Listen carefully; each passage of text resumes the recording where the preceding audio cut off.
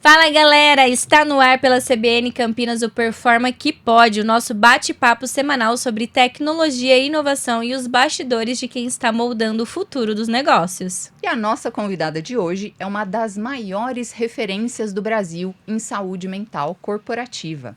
E esse bate-papo nesse momento em que esse tema virou lei. Roda a vinheta. Performa que Pode na CBN tem o oferecimento de PagUtil, a evolução em pagamentos de tributos, e Performa IT, o futuro hoje. Fala galera, eu sou a Ana Marim, hoje eu tô aqui com a minha amiga e diretora de design de produtos digitais e serviços, a Ju Amorim, para mais um Performa que Pode na CBN Campinas. Este episódio é um oferecimento da PagUtil e da Performa IT. E hoje, quem tá com a gente é Ana Tomazelli, mas ela é tanta coisa que eu vou pedir para ela mesma se apresentar. Bom dia, boa tarde, boa noite, porque somos internacionais. Tudo bem, gente? Que alegria estar aqui de volta.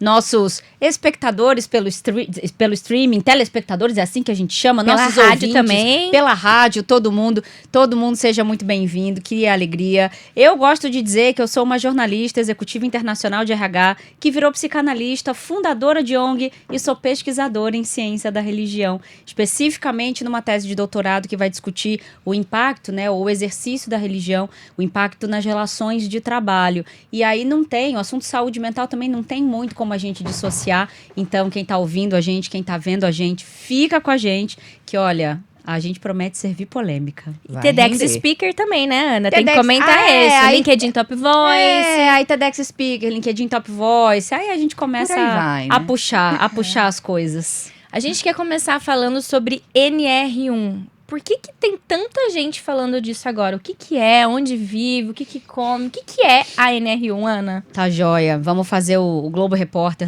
da coisa, né? Bom, por que tem tanta gente falando disso agora?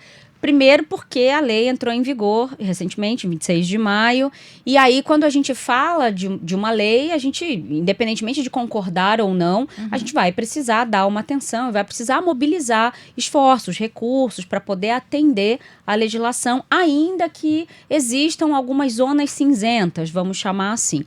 Então, virou um assunto por conta disso, e tudo que se cria de novidade vai também se criar um mercado. Então, tem gente que trabalha com isso há bastante tempo, eu vou explicar um pouquinho mais o que é, que trabalha com isso há bastante tempo, já faz um trabalho um pouco mais, digamos, antigo, consistente nesse assunto, mas tem gente que também enxerga uma oportunidade de uma forma legítima e começa a atuar nessa lacuna, vamos chamar assim. O que é a NR1? Norma regulamentadora, a gente está falando de alguns dispositivos legais, então a gente tem várias normas regulamentadoras e, na verdade, a NR1 ela já existe. Vamos lembrar que a legislação trabalhista é de 1943, a CLT, governo de Getúlio Vargas, e as normas regulamentadoras elas já existem, foram sendo criadas ao longo do tempo. As mais famosas vão dar conta das noções de ergonomia, das regras, né? Vão olhar muito para a saúde física nesse sentido, mas a grande novidade, o que é a NR1? Ela não é uma criação, ela é uma atualização da norma regulamentadora de número 1, e uma atualização referente à saúde mental. Significa dizer que do mesmo jeito que a gente tem as disposições legais para altura da mesa, da cadeira, apoio de braço, apoio de pé, que vocês já devem ter visto bastante por aí. Sim. Agora a gente também tem algumas disposições relacionadas à saúde mental. Então, como uma ergonomia da saúde mental. Significa dizer que o empregador, e a gente está falando de contratações principalmente seletistas, o empregador, ele passa a ser não responsável pela saúde mental do profissional, enfim, do empregado, mas pelo ambiente que ele oferece, onde esses profissionais estão inseridos. E aí fica uma coisa que, para quem tem mais de 40 anos, como eu, a gente pode lembrar do mistério de Tostines. Vende mais porque é fresquinho porque vende mais. Você não sabe como é que você vai fazer um ambiente para melhorar a saúde mental das pessoas se aquelas pessoas, muitas vezes, vão ter comportamentos e vão ter atitudes que vão prejudicar o próprio ambiente. Então, tem uma mistura de responsabilidades. Mas, por enquanto, para responder sua pergunta, é isso. Passa a ser um dispositivo legal, vamos passar a ter que observar as questões de relações de trabalho, e daí tem uma obrigatoriedade, portanto, das empresas de avaliar os riscos biopsicossociais, montar o programa de gerenciamento de risco e administrar, né, identificar o que podem ser ofensores da saúde mental no ambiente de trabalho. Mas, Ana, isso vale para todo modelo de trabalho? Por exemplo, hoje a gente tem o CLT, entendemos que beleza se aplica ao CLT, e o PJ, que tem que cumprir horário, o cooperado e no trabalho remoto, como que fica essa dinâmica? Pelo amor de Deus, o PJ não tem que cumprir horário. PJs, escutem isso, vocês não têm que cumprir horário. Então vamos lá. Eu acho que a gente tem que dar então um pouquinho para trás para fazer um mini Globo Repórter da reforma trabalhista de 2017 e 2018. Porque o que acontece? Principalmente para empresas de tecnologia que foram amplamente impactadas do ponto de vista positivo, né? Então, até 2017, 2018, antes da reforma trabalhista, o que não podia acontecer? As empresas não podiam terceirizar o que a gente chama de atividade fim. Então, uma empresa de tecnologia não poderia contratar prestadores de serviço para fazer, portanto, trabalhos de tecnologia, as quais ela se propõe a entregar para um cliente. Muitas coisas acontecem na reforma trabalhista, mas o central, o principal, é a autorização agora, portanto, e a possibilidade de terceirizar a atividade fim. Significa dizer que se eu ofereço atividade de tecnologia, eu posso ter prestadores de serviço para entregar aquele serviço de tecnologia. E aí, qual era a ideia? A ideia era aliviar bastante a carga tributária para as empresas, e aí daqui a pouco eu vou fazer um comentário que é relativamente polêmico, mas que quem trabalha com RH costuma concordar, quem costuma ter empresa um pouco também, mas a grande ideia da reforma trabalhista, o grande mote era, vamos aliviar cargas tributárias para as empresas, e para não depender de desoneração de folha, né, de incentivo fiscal, etc. E também vamos proporcionar aos profissionais uma simetria um pouco maior na combinação do contrato de trabalho, porque também se economiza na questão do tributo, então esse vem mais líquido para a conta, né, vem uma remuneração um pouco mais líquida para a conta, e aí essas relações de trabalho elas ficam um pouco mais simétricas. Em que sentido? É CNPJ falando com CNPJ. Porque o jurídico trabalhista brasileiro vai ter um princípio chamado de hipossuficiência do trabalhador. Significa que esse CPF ele é mais fraco frente a um CNPJ, tá certo? Dito isso, o que acontece? A gente tem, portanto, a reforma trabalhista, mas na prática a gente tem o que a gente vai chamar de sabor PJ ou sabor CLT. Ou é? CLTJ, eu já Pois vi gente é, falando isso, pois CLTJ. Aí começa a desalinhar meus chakras, a gente vai ter um grande problema. Porque daí o que acontece? Qual era a nossa grande discussão antes da reforma trabalhista? A gente, antes de discutir algo desse tamanho, a gente devia ter discutido questões tributárias, reforma tributária especificamente. Para o empresário, enfim, não só em relação à folha, mas em relação a toda a produção e tudo mais. Bom, a gente sabe, isso está andando até hoje, né? Oficialmente nunca aconteceu. E aí um caminho, e também por uma questão muito eleitoreira, etc., um caminho foi a reforma trabalhista. O fato é, tá aí, a gente, né, não tem mais como voltar atrás. Como é que a gente vai lidar com isso? Tudo que sai, portanto, com dispositivo de lei, de legislação, vinculado à consolidação das leis do trabalho, é aplicável para CLTs.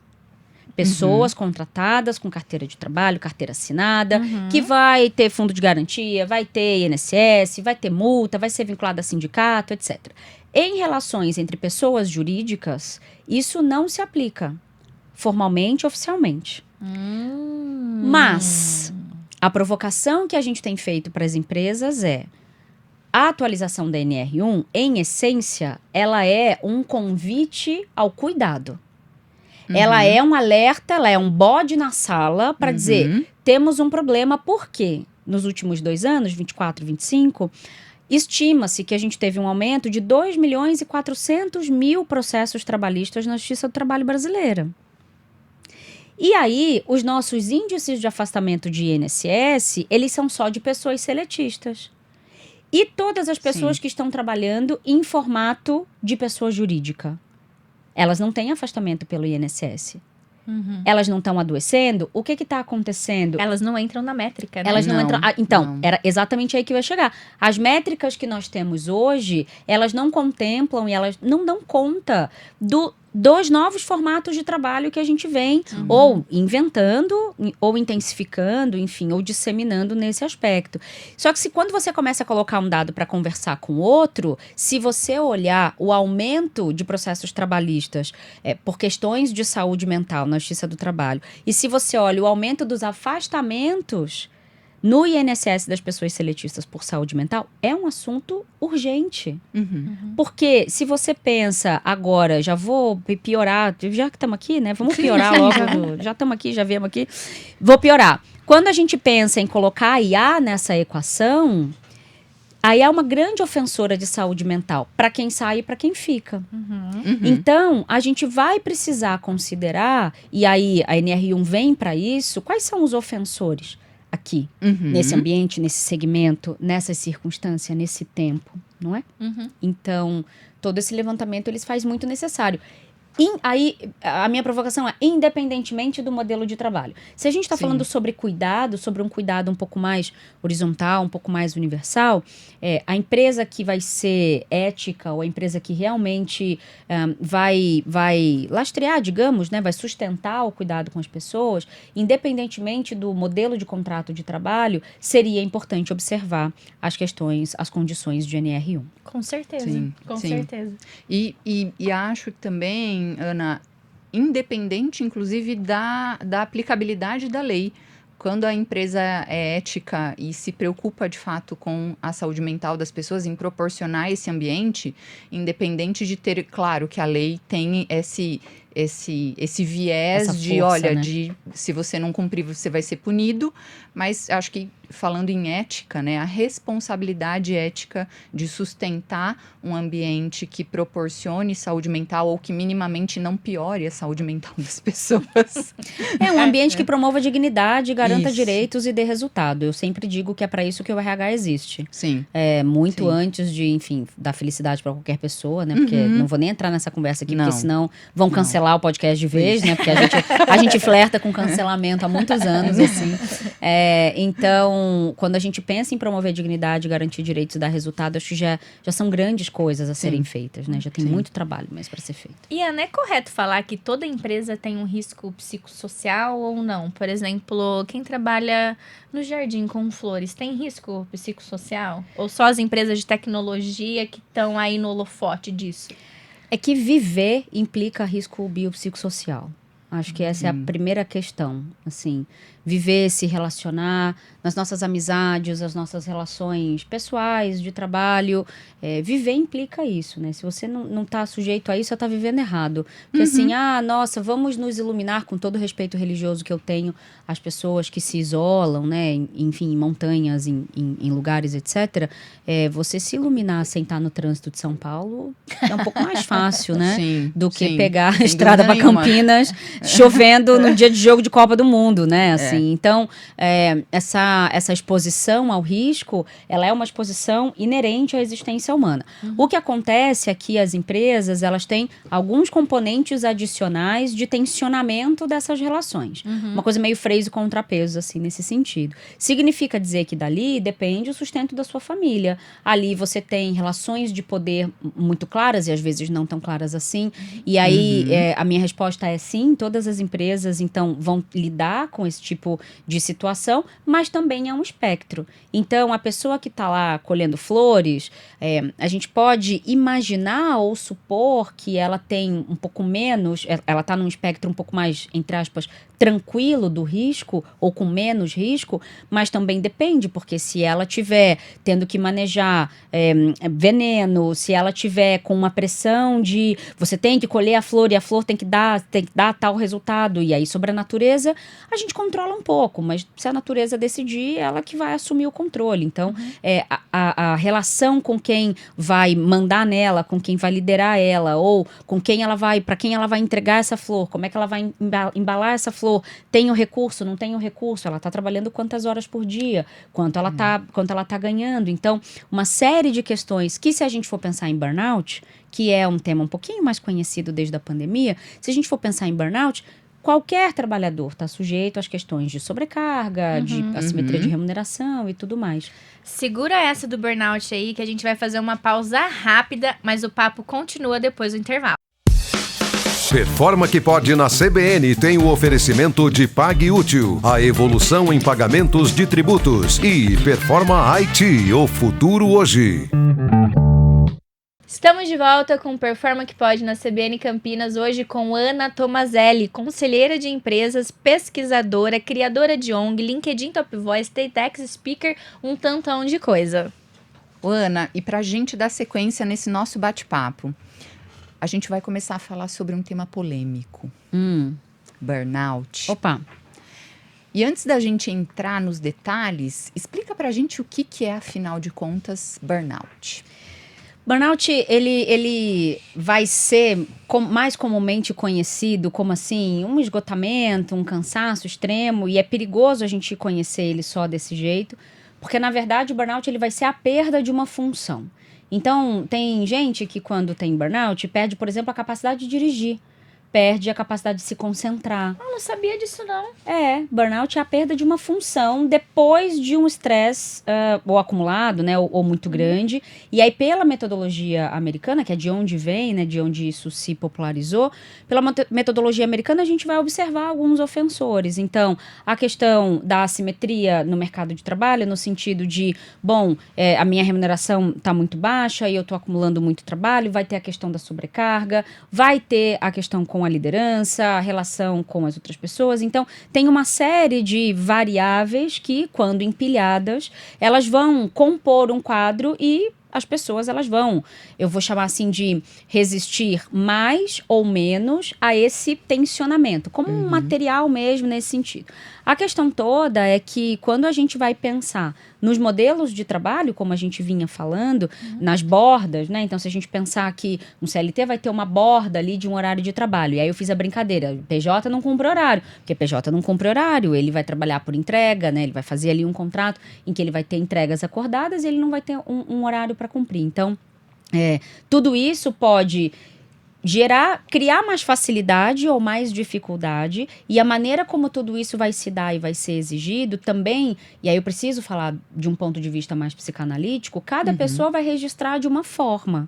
Então, até a maneira com que você fala com alguém, se você fala de um jeito comigo ou com ela, eu posso registrar de uma forma um pouco mais hostil, por exemplo, e para ela foi absolutamente normal, segue o jogo sem falatório, né? A vida vai. Então, a gente vai precisar observar que também é um espectro, também vão ter as questões explícitas como xingar, gritar, etc. E aí isso vai produzir ali uma angústia, um problema nesse aspecto, mas o problema não está aí ou só aí, porque isso hoje em dia tem sido mais difícil de acontecer nesse aspecto.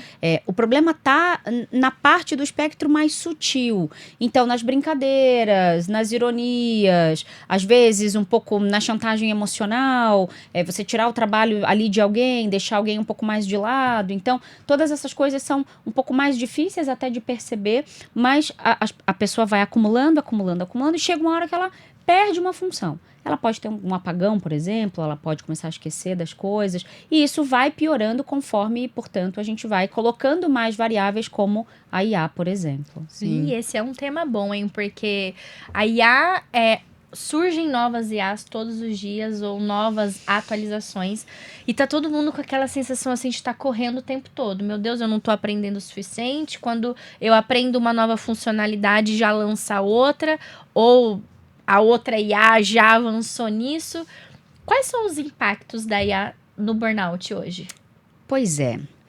Tá burnoutando mais pessoas? Um minuto de silêncio pela nossa saúde mental. E aí, o quanto é da IA e o quanto é responsabilidade do profissional e da pessoa?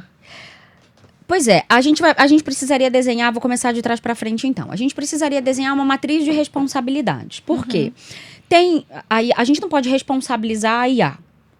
Porque a gente vai precisar discutir o que fazemos com ela, o que fazemos dela, né? Ou o que fazemos a partir dela. Mas a gente pode pensar na responsabilidade individual, na responsabilidade da empresa e em uma responsabilidade mais social, mais política nesse aspecto.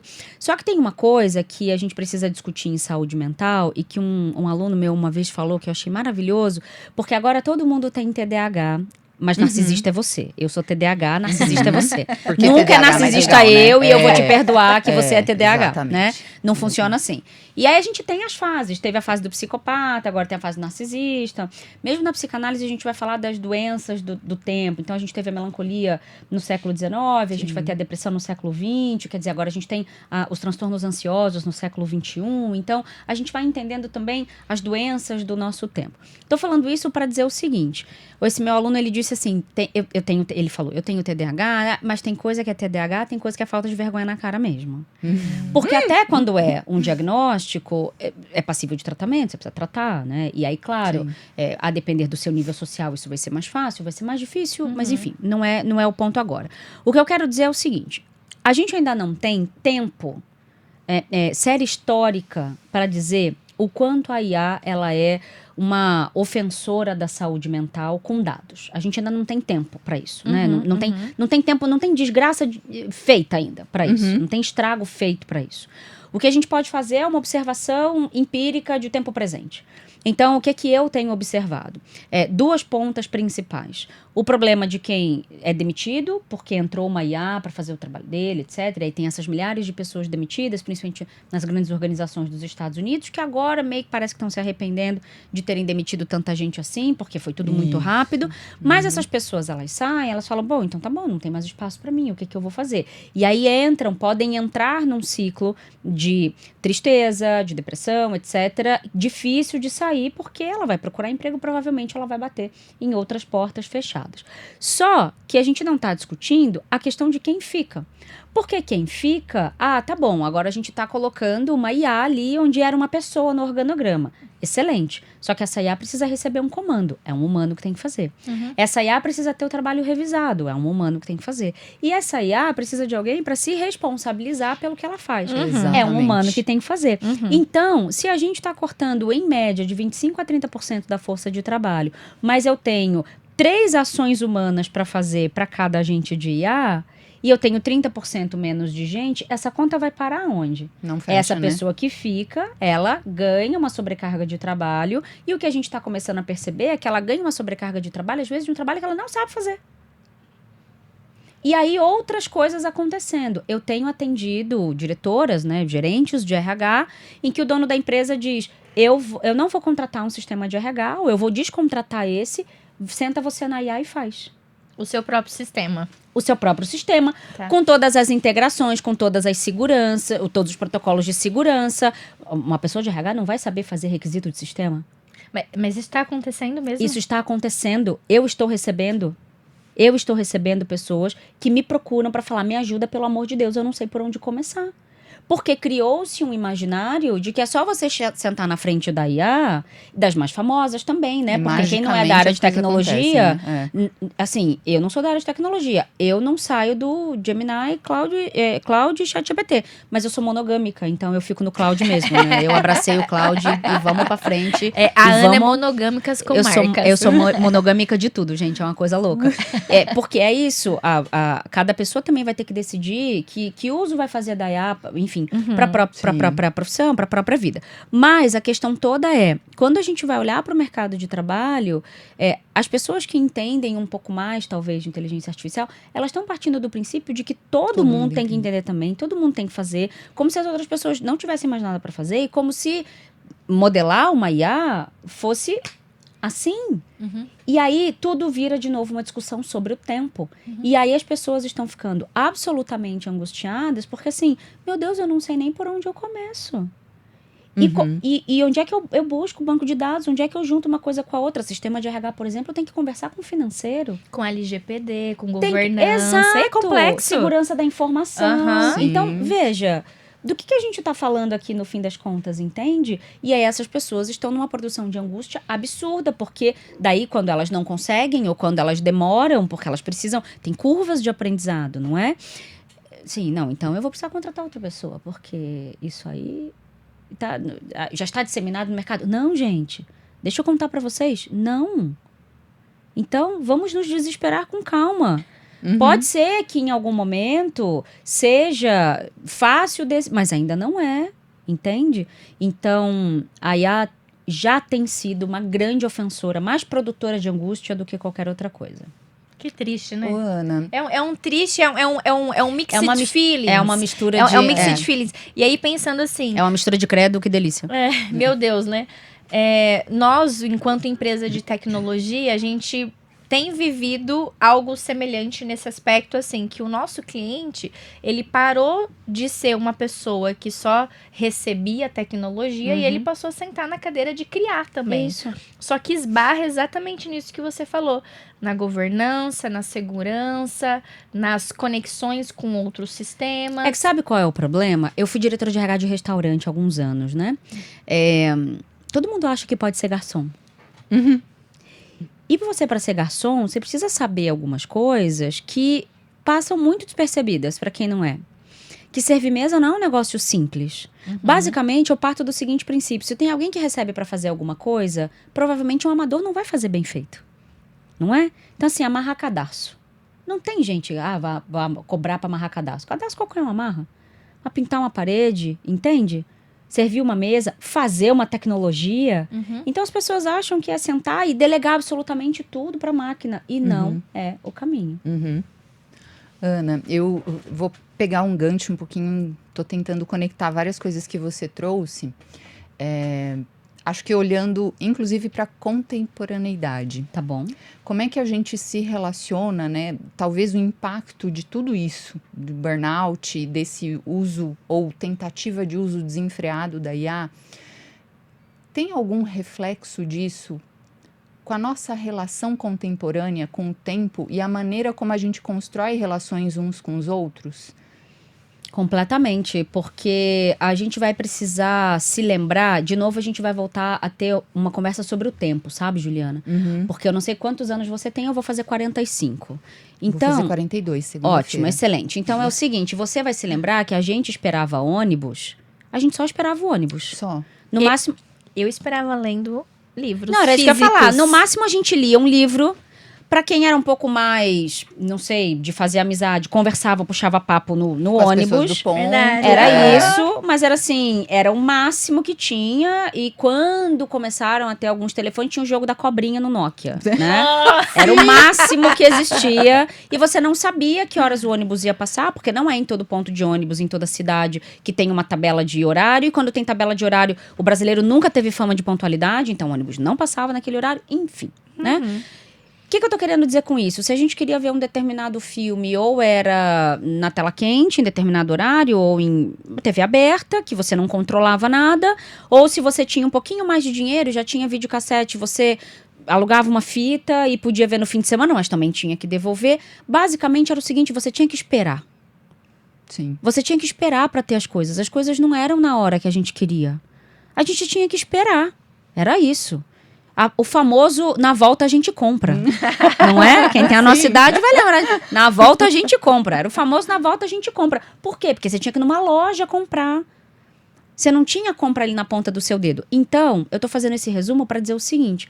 O que acontece, principalmente nos últimos 10 anos, e aí a gente entraria na conversa geracional, que não é agora, mas assim, eu quero, eu tenho. Eu quero, eu tenho. Eu quero ver esse filme, eu tenho 9 streamings. Eu quero ouvir essa música, que daí o iPod, né, ele revoluciona o consumo de música depois do Walkman, depois do Discman, né, porque lembra que no carro tinha aquela pilha com 10 CDs, né, pra quem tinha um pouco mais de dinheiro também. Não é o meu caso, eu vi os outros, né, mas assim. Mas aí você revoluciona, você populariza, você democratiza o acesso e a gente passa a se relacionar de um jeito diferente com o tempo. Então, a mensagem chega na hora, e aí querem que você responda na hora. Então, essa confusão de que o WhatsApp é um aplicativo de mensagens instantâneas. Eu não preciso te responder instantaneamente. Só que a nossa relação mediada por tecnologia, ela passou a ditar a maneira como a gente se relaciona entre a gente. Ana, o SXSW deste ano, ele trouxe um debate muito legal sobre a conexão humana na era da IA. E ele trouxe, conectando com um tema que você domina muito, que são os Gen Z, que é a geração Z.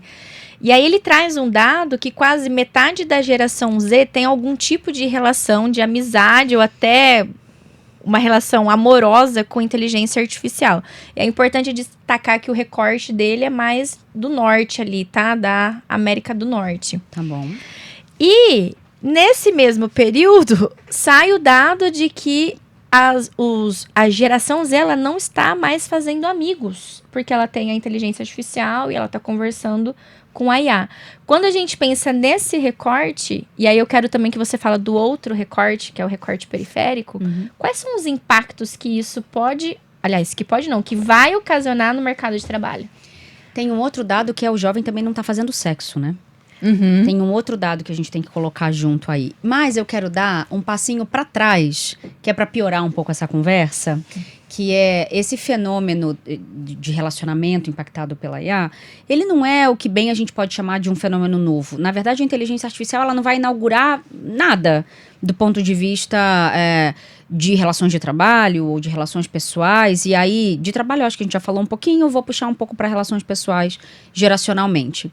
Se a gente observar o que está acontecendo com os pets, a maneira como a gente está se relacionando com os pets, principalmente desde a pandemia, a gente consegue extrair daí alguns exemplos, né, ou alguns sintomas que podem ajudar a gente a entender por que é que a gente vai deslocar a nossa atenção e o nosso relacionamento aí não é nem uma mediação pela tecnologia, mas para relação de alteridade, para essa relação direta com a tecnologia.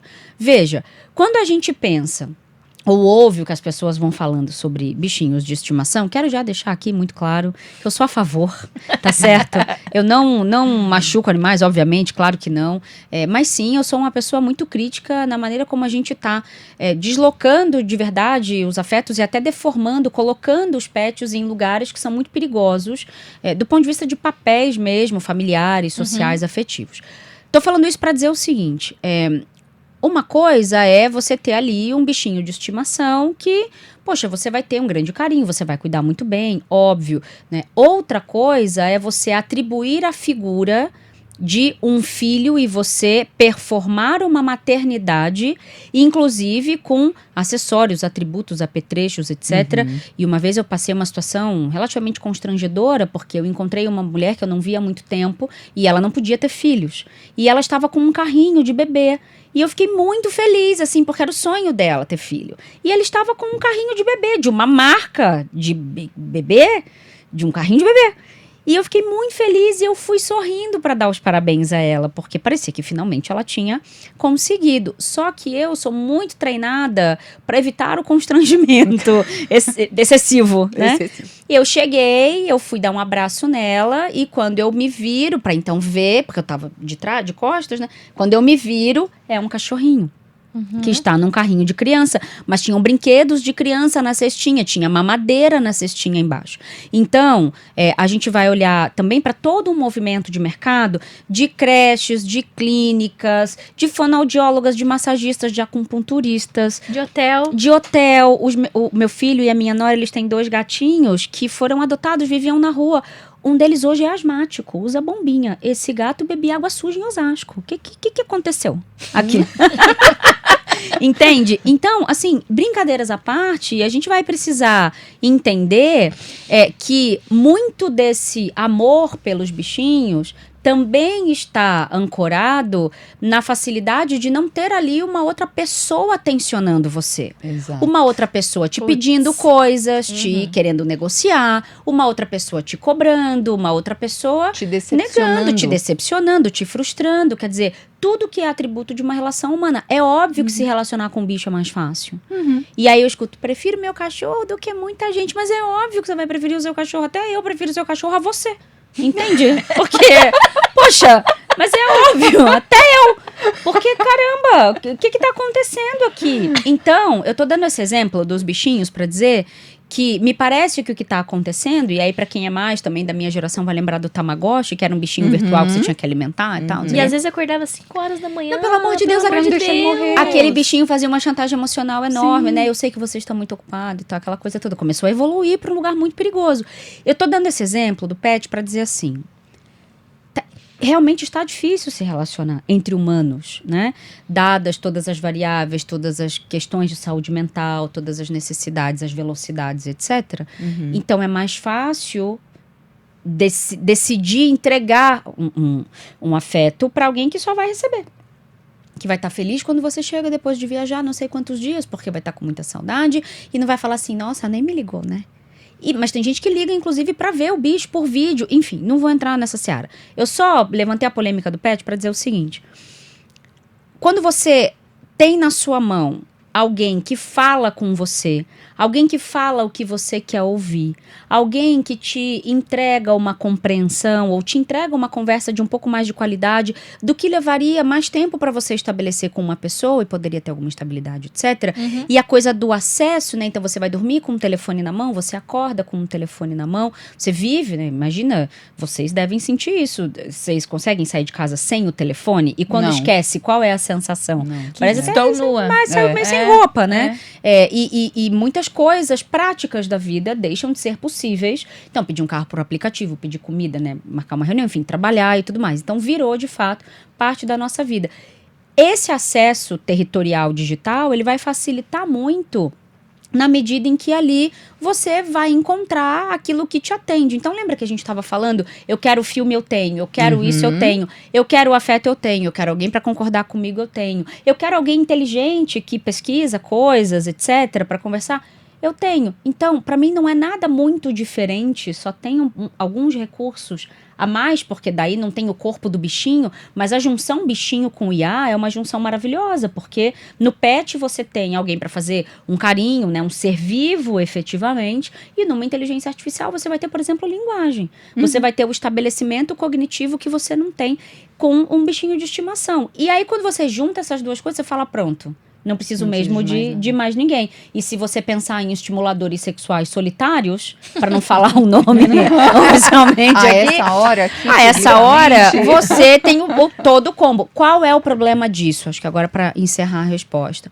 O problema é a gente perder sinapse mesmo, neurônio, Sim. que era o medo dos cientistas na pandemia. À medida em que a gente vai deixando de conviver, a gente desaprende a conviver. Não tem sinapse, não tem ligação de neurônio fortalecida para poder conviver. Você não exercita a convivência. E tudo aquilo que não é exercitado, o cérebro, para economizar, enfim, inclusive energia, vai falar, isso aqui não precisa, joga fora, destrói isso aqui para construir outro tipo de cognição, que é, por exemplo, interagir com inteligência artificial. Então, o risco é a gente desaprender a conviver. E algumas pessoas desaprenderam. Não, desaprenderam ou nem aprenderam, para falar especificamente do jovem que você comentou, muitos jovens nem aprenderam ainda. Porque vão achando que a vida virtual, né, como a gente ainda pode chamar, que a vida virtual ela é completa. E aí o outro risco também é de sensibilizar os sentidos. Porque a vida digital ela é uma vida que não tem cheiro, ela não tem gosto. Ela não tem toque, ela não é sinestésica. No máximo, ela vai usar a visão e um pouco da audição. E tudo que não é usado atrofia, portanto, em termos de sentido. O nosso olfato não é como ele era milhares de séculos atrás, que a gente dependia dele para sobreviver. Chegou uma hora que, no máximo, a gente sente um cheirinho de gás e olha lá. E mesmo assim, o nariz bom, né? Tipo o meu, da minha mãe e tal. Mas um cheirinho de gás. Mas oficialmente, não, porque vai desensibilizando, a gente não vai usando. Então, quanto menos você convive, toca nas pessoas, conversa, que é o que a gente está fazendo aqui, que não dá para eu apertar um botão e botar um vezes 2 em você, né? Assim, fala mais rápido aí. É uma curiosidade, você ouve os seus áudios no 2.0? Nunca, jamais, em tempo algum. E por quê? Conta para os ouvintes. Por uma questão de treinamento cerebral. Porque quando você só ouve o áudio acelerado, você perde justamente essa capacidade aqui de conversar, de assistir uma aula. Você treina o seu cérebro a só funcionar daquele jeito. E aí você já está perdendo tanta informação ao não ver aquela pessoa que quando você ouve aquele áudio acelerado, você não percebe o tom dela, como ela respira ou não, vira uma maçaroca danada dentro da sua cabeça. E tem gente que relata para mim, em clínica, por exemplo, que ouviu o áudio acelerado, achou que a pessoa tava brigando. E aí, alguma coisa aconteceu que ela falou, deixa eu botar na velocidade normal. E a pessoa tava falando super normal. Então, inclusive, a gente pode até um dia fazer um episódio só sobre o WhatsApp, porque assim, o WhatsApp ele é um ofensor de saúde mental imenso. Ele é um produtor de ansiedade imenso. As pessoas brigam pelo WhatsApp, não pode. Não pode brigar pelo WhatsApp. Termina um relacionamento pelo WhatsApp. Pelo Ana. amor... Gente, o WhatsApp é pra marcar reunião, mandar meme, sticker e nude. Acabou. Acabou. Não é pra brigar pelo WhatsApp. Viu, Se pessoal? você for maior de 18 anos, hein? Ah, é lógico. E com consentimento também, que ninguém quer ficar recebendo um nude que não pediu. À toa, né? Porque tem umas coisas que a gente recebe que, pelo amor de Deus, fala, que achou que eu tava bonito? O que aconteceu? Então, quando a gente vai falar, portanto, de saúde mental, do jovem, etc., a gente tem que olhar para tudo isso. Porque é como se hoje a gente tivesse muito mais coisa para se preocupar, porque a gente tem muito mais estímulo, muito mais rápido, e o corpo não foi feito para isso. Entende? Então, quando eu conto para as pessoas assim, hoje em dia eu moro de frente para o mar, eu moro em Pernambuco agora, né? Graças a Deus, meu país, Pernambuco. Eu moro em Pernambuco, eu virei a Dona Helena do Manuel Carlos, né? Cafezinho Dona Helena, que eu moro na Zona Sul, de frente para o mar. E aí, eu não tenho mais carro, eu faço tudo a pé, né? A 2 quadras, para frente, para trás, para um lado, para o outro. Para frente não, que para frente é o mar, né? Tem tubarão, não pode entrar. Para trás e para os lados. Continuo viajando, trabalhando, etc. Mas assim, meu apartamento continua sendo muito pequeno, eu consigo limpar ele em uma manhã, sabe assim, cozinho ou peço a minha comida, etc. Então, tem uma simplicidade que a gente vai precisar, talvez, observar um pouco mais. E desafiar um pouco essa lógica mesmo, enfim, corporativa, do sucesso. Sucesso é ter paz, sucesso é paz, assim, sucesso é ter tempo, não é? Sucesso é você poder escolher como é que você vai usar o seu tempo, enfim. Então, as noções de sucesso foram atualizadas, sabe assim? Sim. Estão sendo reconfiguradas. Sim. Ô, Ana, até eu lembrei de um exemplo bem bobo, né, com relação a isso. Esses dias a gente estava num treinamento falando sobre inteligência artificial, inclusive por acaso. E aí o Zé Negri me perguntou, falou, Ju, quando você usa a sua lava-louça, o que você faz com o tempo que você ganha usando a lava-louça? Eu falei, Zé, eu adoro fazer nada. E essa resposta choca as pessoas. Porque parece que eu tenho a obrigação de preencher o meu tempo com alguma coisa. E de ser produtiva. Já que a máquina está lavando a louça para mim. É que todos os eletrodomésticos de linha branca, como a gente chama tecnicamente, né, na indústria, eles foram um golpe, né? Na verdade, eles vieram ajudar muito as mulheres, especificamente, porque lavar roupa na mão, por exemplo, pelo amor de Deus. E o trabalho doméstico, ele é um monopólio do feminino, infelizmente. Mas veio muito com essa coisa de que vai te deixar descansar. Só que daí foi mais ou menos na época que a gente entrou no mercado de trabalho remunerado. Então, Cilada todas Bino. essas máquinas... foi uma cilada Bino, né? Então, todas essas máquinas, elas sim estão a serviço de salvar algum tempo nosso, mas fica muito no imaginário que, então, a gente tem que estar fazendo alguma outra coisa. Estudando alguma coisa, ou lendo alguma coisa, entende? E aí, se pra você isso é ok, mas se pra você isso não é ok, você pode, inclusive, fazer uma conta e falar assim, era pra eu estar ali de pé lavando louça, não tô, vou deitar. Isso! Eu vou deitar. Porque o descanso, ele é muito revolucionário hoje em dia. Sim. No capitalismo, o descanso é muito revolucionário. Você dizer, não quero ser mais do que isso aqui que eu sou, eu não quero. Eu quero descansar, eu quero ir pra minha praia, eu quero me irritar com as caixas de som que estão na praia agora, que eu vou começar talvez um movimento em Recife por causa disso. Então, assim, é com isso que eu quero me irritar. Entendeu? E aí, isso, você vai precisar encontrar os ouvidos certos para conversar sobre isso, porque as pessoas vão te achar muito maluca. Como eu tive fama de maluca a vida inteira, para mim não tá fazendo a menor diferença, né? Só mais um jeito de ser chamada de maluca. Mas veja, uma pergunta que eu sempre faço, assim, eu fui uma grande executiva internacional que, entre aspas, desisto dessa vida, mas vou ter uma outra tão ocupada quanto, quer dizer, preenchida de tantas coisas quanto, mas sem alguns atributos que me machucavam muito lá atrás, porque eu tive 2 burnouts, né? Eu não me orgulho, mas também não me envergonho de dizer isso. Que me ensinaram muito. Então eu continuo, sim, muito ocupada por decisão própria, etc., mas hoje eu sou muito a dona do meu tempo, e eu pago preço por isso. Então eu não tenho mais um salário que cai ali certinho, no mesmo dia, eu não ganho mais carro de empresa, eu não tenho mais o plano de saúde que atende os melhores hospitais de São Paulo, né, assim, dado por alguém, né, eu tenho que levantar, ir lá e fazer esse negócio parar de pé como empresária, né, que daí é a minha skin dos últimos anos aí. E tanto uma coisa quanto outra, ela vai ser muito difícil. E aí, a gente está falando tudo isso, eu acho que vale a pena amarrar da seguinte maneira. A Gen Z, né, como a Ana comentou, a geração Z, ela olha para isso e ela fala, eu não quero ter que chegar num burnout para voltar para cá, para tranquilidade. Eu quero ficar aqui. Eu posso ficar só molhando planta? Eu posso ficar só resolvendo isso aqui? Tudo bem pra vocês? E aí a gente tá dizendo que eles não têm ambição, que eles... Sim. Gente, a gente precisa se decidir. Ou a gente tá com inveja deles, ou a gente quer que eles sofram que nem a gente. O que tá acontecendo? Deixa eu pegar esse fio, né? Você falou e falar assim, a tecnologia e a inteligência artificial, ela vem com essa promessa de liberar tempo.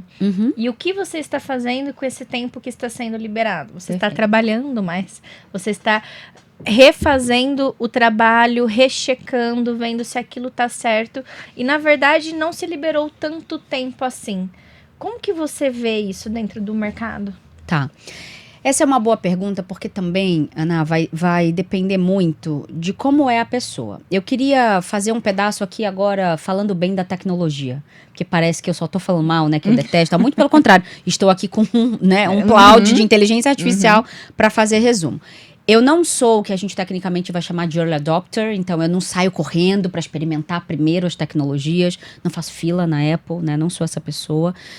Mas eu sou a pessoa, sim, que eu quero ter um telefone mais rápido, um telefone com grande capacidade de armazenamento, um telefone que vai acompanhar ali o que eu estou fazendo. Eu quero ter uma inteligência artificial que vai gravar o que eu estou falando, vai fazer os resumos, vai me dar alguns insights, etc. Essa tecnologia que vai poupar tempo nesse sentido, entende? As coisas de casa, obviamente, assim por diante. Mas a gente vai precisar tomar uma decisão. E aí o impacto, acho que vem bastante daí. A gente vai precisar tomar uma decisão de qual é o espaço que a tecnologia vai ter na nossa vida, nas nossas relações de trabalho, mas principalmente quais são os espaços que a gente vai preservar para a gente não se esquecer de que a gente é humano. E aí aconteceu uma coisa muito interessante 2 semanas atrás, que eu estava com um grande amigo meu, numa mesa assim, com mais gente, e aí ele perguntando se eu já tinha feito música com IA.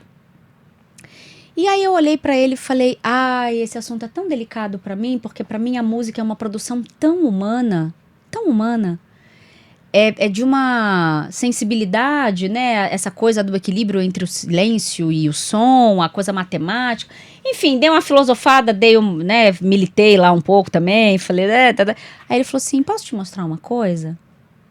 Aí ele abriu o telefone e falou, você costuma falar... meu destino é ir adiante, tal. Ele botou 4 frases minhas. Em 2 minutos, tava tocando uma música que eu chorei por 10 minutos. De tão bonito que ficou aquilo. Então, eu também estou olhando nos olhos dos meus preconceitos e das minhas resistências, mas, ao mesmo tempo, eu comprei um rádio para minha casa. Um rádio, porque eu queria escutar rádio em Recife. Sem ser rádio da internet. Eu queria o rádio, eu tenho vitrola, eu gosto do som do chiado do vinil, porque é uma memória afetiva importante pra mim da minha infância. Eu tenho um despertador que toca o blim, blim, blim com os bolinhos em cima, pra eu não entrar com o telefone no quarto, pra eu não correr o risco de ficar scrollando,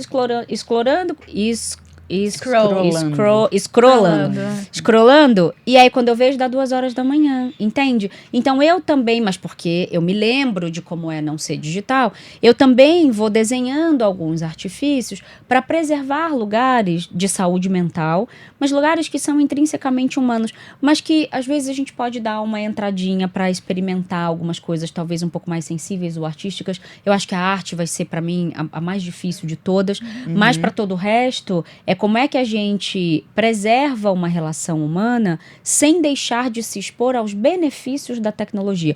Para mim, eu vou resumir assim, a diferença entre o veneno e o remédio é a dose. Sim. Eu tenho um parênteses para fazer da parte da tecnologia que você trouxe assim, a música é muito humana, Mas quem fez a música foi o seu amigo. Ele colocou um input lá. Não, perfeito. E a IA produziu. E a gente vê muitas pessoas colocando de um jeito até exagerado. Ah, foi a IA que fez. Ou até pejorativo. Não, foi a IA que fez. E na verdade não é a IA que tá fazendo. É o humano que tá atrás dela. Pois é, mas recentemente também teve a discussão de uma moça, que eu não vou falar o nome para não ficar dando audiência, que ela tem uma coluna na Folha de São Paulo, e que uma das colunas saiu muito claramente escrita por uma IA, né? E aí foram perguntar pra ela, poxa, mas... Ela falou assim, não, mas eu não tenho tempo. Então, pra que tem uma coluna num jornal? Mas aí a gente tem que ter tempo pra ler, assim, a conversa começa a ficar tão doida, porque assim, eu tenho que escrever um e-mail pro meu chefe. Aí eu vou numa IA e peço pra essa IA transformar 3 linhas em 3 páginas. E aí eu mando pra minha chefe e a minha chefe pega o que eu fiz e põe numa IA pra voltar a ter 3 linhas. Começa a ficar muito maluco isso. Começa a ficar muito maluco. Conversa de doido, né? E aí, um dia eu tava conversando com uma pessoa do meu time, era uma conversa um pouco sensível, e voltou uma resposta dele que claramente era uma resposta de IA. Eu falei, se você usar IA pra responder uma conversa normal, que a gente, né, tem que... Não vai dar pra mim. Não vai dar pra mim. E a gente percebe quando a mensagem passou E por a gente IA. percebe. E aí, uma outra situação, e eu observo muito o que o meu corpo sente. Porque essas interações, gente, são muito novas pra gente. Eu tava...